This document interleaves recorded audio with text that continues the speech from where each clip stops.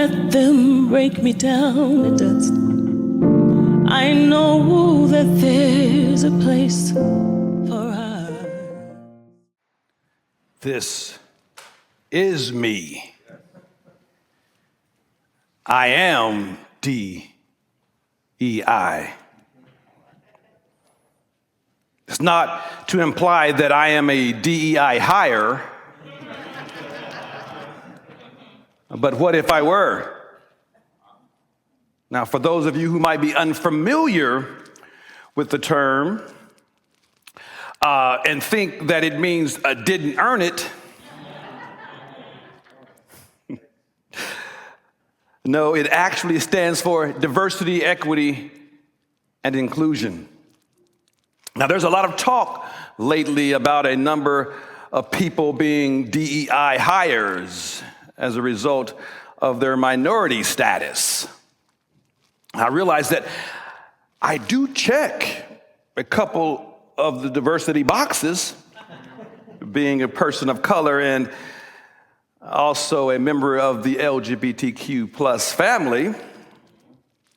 But my message today isn't just about offering a defense of DEI. It's about affirming who I am, affirming my values, affirming your value, who you are and your values, and perhaps who we are all meant to be. Now imagine attending a potluck dinner where everyone brings the same dish, the same recipe, let's say 20 identical pasta salads. Instead of a rich, varied feast, it becomes a monotonous and boring occasion. Now, picture a potluck where everyone brings something different, reflecting their unique cultures and tastes. Suddenly, the table is full of color, flavor, and life. Now, this is the power of diversity. Diversity is about recognizing that our differences are not just inevitable, but essential.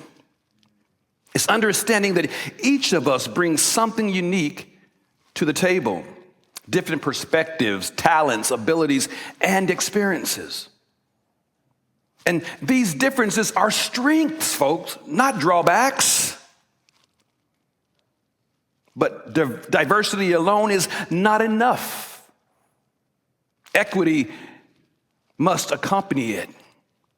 And equity is about fairness in action, ensuring everybody gets a fair shot with their different needs and challenges being recognized. Inclusion means making sure everyone has a seat at the table and a say in the decisions that affect them. Think about how often we've seen decisions made without the input of those most affected by it. The phrase, "nothing about us without us," captures this sentiment perfectly. Inclusion ensures that no decisions are made without the voices of those who will be directly impacted by said decisions. Now, even with our best intentions, we sometimes can get it wrong, right? In our church, we strive to live out these values and principles, but we are still growing and learning, so we make mistakes. Now, I'll tell you this, I'm so glad that the ASL interpreters are here, but when we first introduced them, first had them come back to our church, we decided where we wanted to place them. So we placed them on that wall over there by Reverend Doug. Reverend Doug, raise your hand. Raise your hand. Yes. So we had them sitting on a bar stool over there on the side wall. Well, we thought we were doing really good. Yes, we're very inclusive, Well, they kindly said, well, that was not optimal because the individuals was looking toward the wall. And ASL is more than just hand gestures. People want to look at our face and see our emotions and how we emote, including our hand gestures. And that's how they perceive and are able to understand. See, so we thought we were doing pretty good, but we were missing the mark because we failed to include them in that decision. So this was a learning moment for us. Having the right people in the room is really important when we make decisions that affect them. So why would anyone be against the concept of DEI? What does it mean when I say I am DEI? Because DEI is not just a statement of identity, it's a call to action. As a church and a community, we believe that a society valuing diversity, ensuring equity, and practicing inclusion is not just better, it's stronger and more resilient. And as a part of our mission of love beyond belief, baby, it's a core value. Yet we live in a time of profound division, politically, socially, and culturally. Families are estranged, friendships destroyed, and bitterness abounds. People are not talking to one another, and when they do, they're cussing and calling them everything, every name in the book. There's a breakdown in our social fabric that many fear that could ultimately destroy us.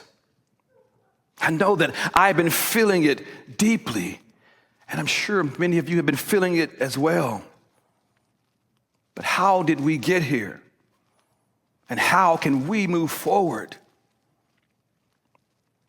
We must understand that the deep feelings and fears that contribute to this discord. Over the past year, I've been searching for solutions to the deep divide and the polarization in our community and nation. And I've heard from many of you about how difficult it has been dealing with coworkers, friends, and family members who see the world differently. The tension, conflict, and hurt are all very real. Both Marlon and I have had countless discussions on this topic, reading the works of various authors and thought leaders, seeking wisdom and guidance from all perspectives on this issue. On these issues. This is not just a theoretical exercise for us. It is deeply personal, deeply spiritual. Now, I even joined the Braver Angels group, which is composed of conservatives and liberals and independents who have chosen to come together to bridge the divide. Now, I'm there often with people who haven't done the work. Do you know what I mean when I say haven't done the work? DEI is foreign, who may be foreign. And so when we're in conversations, something may be said that sounds like they're referring to black people or gay people or this person or that person. But the process between the group is that we don't respond when we hear something that may trigger us. The important thing is for us to listen. And listen is hard, folks. When you're having to listen to that voice in the back of your head telling you want to tell them off how wrong they are. But if you can get through the listening stage, you recognize and you just may discover something invaluable. That they were heard and you did the hearing as well. But this learning and healing is an important part of the process. Now, this work has been challenging, sometimes frustrating, but it has been, and I guarantee you, it will be incredibly rewarding if we let it, if we embrace it. Now, in many ways, our coming together can seem like an insurmountable task, but I am a firm believer in the impossible.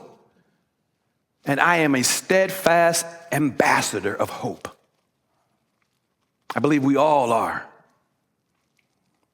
And as ambassadors of hope, healing is possible. It has made me realize that as a community, as a movement, we have a unique role to play in the healing process and in healing the divisions of our community, of our state, of our nation. But before we can begin to bridge our divides, we need to understand the underlying causes, some idea as to what is going on. Now, social psychologist Jonathan Haidt has researched the principles that guide people's behaviors and affiliations, especially in the context of political and social identity. Among the many notions he studied, 5 foundational principles of morality stood out: fairness, loyalty, care, authority, and sanctity. While these values are commonly shared, they are prioritized differently by different people and different groups. Haidt found that progressives or liberals tend to elevate care and fairness, which some may believe are the highest of values, which explains the focus on equality and justice, helping the stranger, and understanding terms like DEI. Many progressives believe that if we do not confront issues like racism, sexism, homophobia, xenophobia, ageism, and other forms of discrimination head on, we will be complicit in perpetuating these injustices. Liberals fear that without active engagement, the liberation of the oppressed will be further delayed. On the other hand, conservatives tend to prioritize loyalty, authority, and sanctity as the highest of values. Now, these values drive conservative voters to focus on preserving traditions, upholding national pride, and maintaining social order. For many conservatives, actions like kneeling during the national anthem or claims that racism was central to the founding of the United States are seen as direct threats to the value loyalty they hold dear.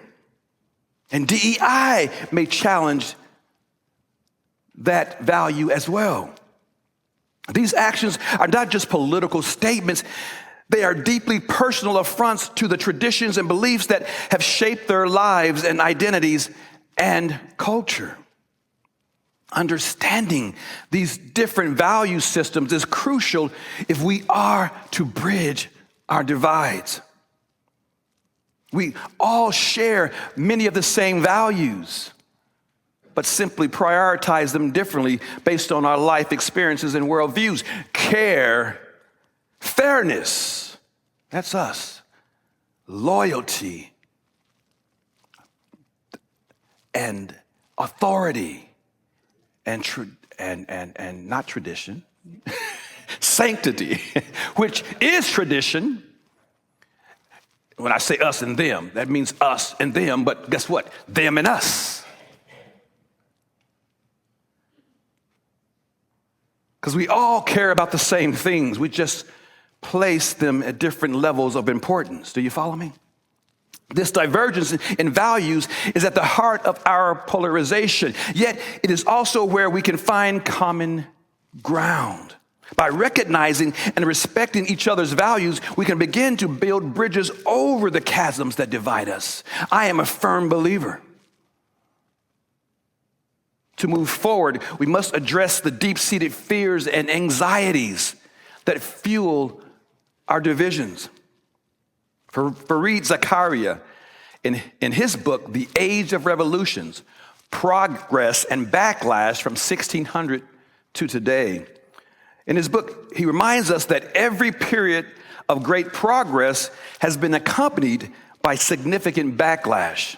He argues that even as society modernizes, these changes can be profoundly disruptive. For those who feel left out, it can seem like the world is moving on without them. This fear is not irrational. It is rooted in the real changes reshaping our society. The rapid transformation of society through globalization, technological advances, and cultural shifts can leave people feeling untethered and disconnected, and more importantly, left behind.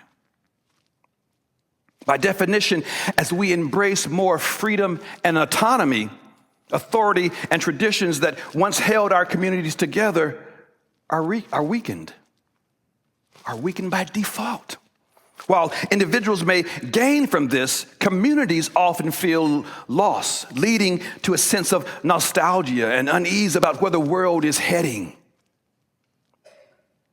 People see the world they knew, where their values and ways of life were respected, slipping away. Think about how industries have shut down due to technology. Consider how housing has become more and more unaffordable, with people living several families to a household or living on the street. In a 2016 survey of white working class Americans, nearly half said that they felt like strangers in their own country. And it's not just about politics. It's about identity, belonging, and the fear of losing everything that has defined their lives, our lives. Now, this can lead to blaming, targeting those who look different, speak with an accent, or worship in different ways, because they are seen as the cause of the changes. So I ask you, have you ever felt the world is moving too fast? Like the ground beneath you is shifting in ways you can't control. If you're like me, 50 plus years wise, you may feel that technological advances have left you behind. Some folks are using AI to analyze huge scopes of data, while you're here struggling to add an attachment to an email. I told the story in the first service because, you remember, if you've heard me a few weeks ago, I talked about AI, right? And how I was connected to technology, phone, iPad, and all the computers. And then I come to service a few moments ago, and I was trying to enlarge the font, and erased my whole sermon.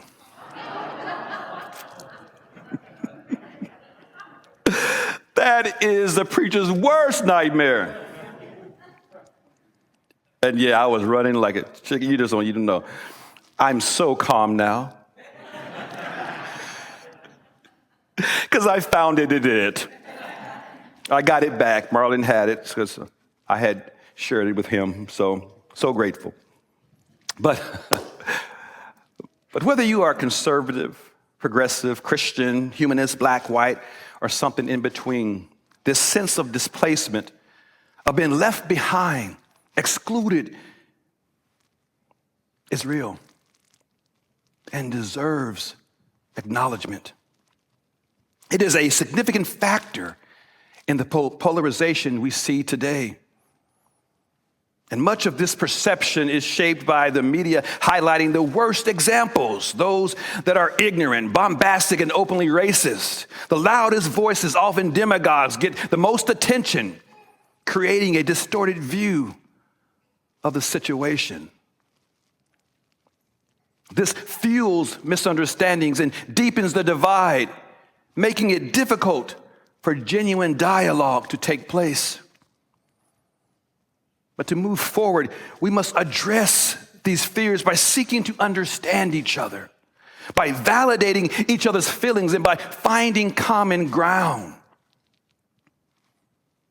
I'll say this because you can argue with my philosophy, my religion, my political ideology. I can argue with your worldview and what you think about Marlon. but I will never be able to invalidate how you feel, what you feel, and what you think of Marlon.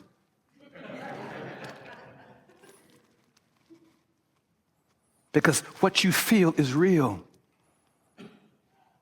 We can get beyond all of the language and the rhetoric, but it's difficult to get beyond how we feel. But we must find a way to connect. Now, this may be hard because it requires us to step outside of our comfort zones, to listen to perspectives different from our own, and to approach our differences with empathy and compassion. It requires us to see the humanity in those with whom we disagree and recognize that at the end of the day, we're all in it together. We're all in it together. Think about that. Remember those times when you felt uncertain about your place in the world, unsure about where to turn in times of sorrow or defeat? These emotions are real and deserve acknowledgement. This unease isn't just about race. It's a broader discomfort with change and the loss of familiar ways of life. Everyone says they want more freedom and autonomy. But in order to have it, we often have to let go of traditions and authority. But since traditions and authority provide us with stability, we end up having our freedom, but create anxiety. There is no essential divide between progressives and conservatives. No real divide. Nothing is as black or white or as right or wrong as many of us are led to believe. Many progressives support common sense immigration reform, values religious freedom, and uphold the Second Amendment.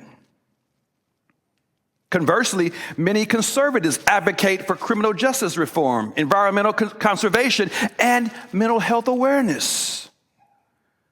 These overlaps show that political identities aren't as rigid as we might think, and shared values can bridge even deep divides.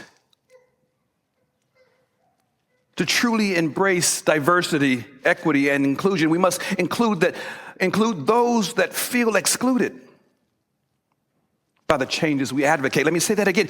To truly embrace diversity, equity, and inclusion, we must include those who feel excluded by the changes we advocate. What if we were willing to expand our circle, listen to others, listen to their fears, and address their concerns with compassion? Now, you may remember a few weeks ago, I talked about people who trigger us. And instead of us allowing ourselves to become triggered, we should try to see the person behind the words as someone who is hurting, perhaps who have trauma, someone who's fearful. Because it is often those who are in pain, those who are hurting, who inflict pain on others or hurt others. The frustration that you might hear from family members, like that abrasive uncle that just can't stop talking about his favorite person who maybe you don't like much. Or that sibling who says hurtful and inconsiderate things.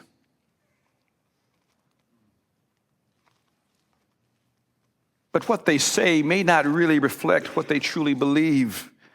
But instead of us becoming triggered, view them as someone who's feeling scared, who's feeling fearful. View them someone who's afraid of the change that's happening. Because it could be rooted in fear. Fear of losing touch with the traditions and the world that they have known. We can start perceiving them as someone who is afraid of losing everything. Remember what I said. We may argue with their politics or their worldviews, but we can never argue with how they feel. We can only validate it. And if that's our call today, then let's validate that they're feeling this way and that we're feeling this way and we're all feeling the same. Let's find a way to heal what hurts us. When we acknowledge that our changing world is challenging for all of us and the changes create anxiety for everyone, then we can start to see people who view the world differently with compassion and understanding. I really believe that. So I asked you earlier, how did we get here? Think about this. We have always had the political back and forth and even divided. Even when we had difficulties, we, as a nation, as a people, we always have found a way to move forward together. We didn't become a great nation or a free nation by not working together. We got this far because we did. Before the extreme polarization, we found a way to compromise. That's how we became great. And that's how we will find greatness again. Oh, y'all didn't hear that one. Let me say it again. We were able to find compromise. That's how we became great. And compromise is how we'll become great. All right. Now, this process is rarely perfect. Sometimes change has been slower than liberals wanted, but faster than conservatives had hoped. Yet it is through this very push and pull, this willingness to negotiate and to understand one another, that we can balance the freedom we all want with the stability we all need. Zachariah points out that liberalism has been so successful that even conservatives appreciate it today. They really do. All people, they love freedom. We all love freedom.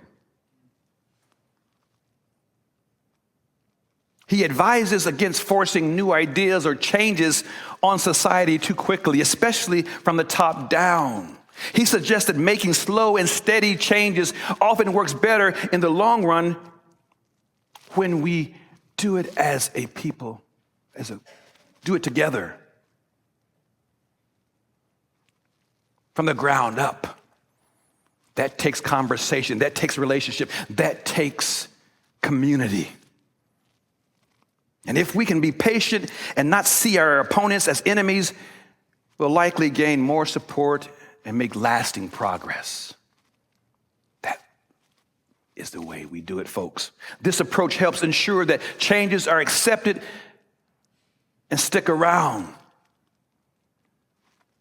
even if it takes time to achieve them. They'll be more lasting. Instead, Zachariah encourages working directly with communities to educate, persuade people rather than enacting top-down laws and policies that affect people who have been excluded. Include everyone. Change is always easier when we feel we have a part in making it happen. When we feel we have no control over the changes, it exacerbates our anxiety. Focusing too much on identity politics or pushing extreme ideas from either the left or right often loses the point that we are all struggling with our rapidly changing world. It's difficult for all of us, folks. So I want to say that we are launching in September our new initiative, Conscious Inclusion Small Group Ministry, designed to help us expand our understanding, to heal from past traumas, and to be in dialogue with difference. So this is something we open for inviting church-wide. So if you haven't done the work, we really want you to do it. And if you have done the work, we want you to do it. Because there's always more to know and learn and to experience. So wherever you are on your DEI journey, you are invited. Look for the e-blast in the coming days if you're on our email. If not, then check with Shannon Boston. Email Shannon Boston, sboston@allsoulschurch.org, and she will get you some additional information. So I am DEI.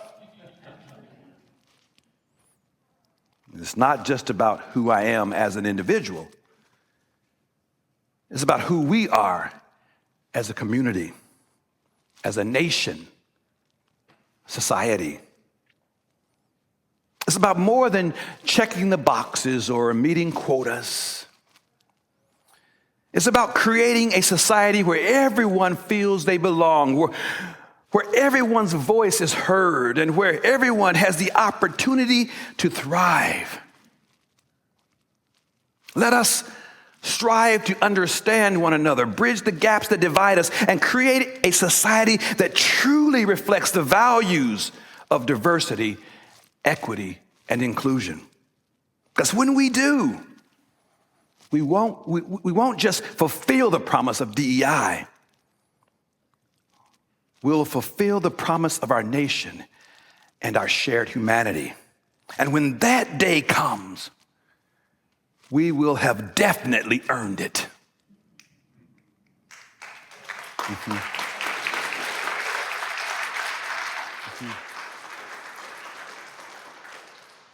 So Zechariah finishes his book with a beautiful and aspirational remark. He says, quote, "We mustn't lose sight of the fact that we are heirs to the greatest tradition in history, one that liberated the human mind and spirit, that created the modern world, and whose greatest achievements are yet to come. Let us be the generation that continues this tradition, enlarging the circle, embracing the values of diversity, equity, and inclusion, and moving forward, folks, but doing it together." Thank you. That's a beautiful.